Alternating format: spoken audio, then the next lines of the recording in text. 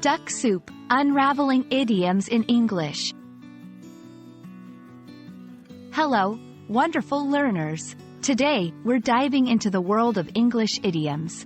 These are phrases that don't mean exactly what the words say, but they're essential to sounding like a native speaker. We're going to explore the phrase, duck soup. It's quirky, it's interesting, and it's going to be a lot of fun to learn. So, let's get started and find out why this idiom is not about soup or ducks at all. Let's cut to the chase. Duck soup is an American idiom that means something is very easy to do.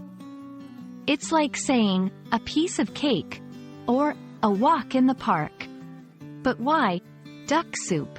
Historically, ducks were considered an easy target for hunters, and making soup is often seen as one of the simpler cooking tasks. Combine the two, and you've got a metaphor for simplicity. The phrase, duck soup, dates back to the early 1900s. It became popular through vaudeville shows and was further cemented into American slang by the Marx Brothers' 1933 film titled, Duck Soup. This film had nothing to do with ducks or soup but was about a silly and easygoing fictional country. The title itself reflected the light and effortless humor of the movie. When you want to express that something was easy to accomplish, you can say it was duck soup. For example, I thought the test would be hard, but it was duck soup. Don't worry about setting up the tent. It's duck soup. Remember, idioms are used in informal situations, so it's perfect for conversations with friends or in relaxed settings. If you enjoy duck soup, you might like these similar idioms. Piece of cake, as easy as eating a delicious slice of cake. Child's play, so simple, even a child could do it.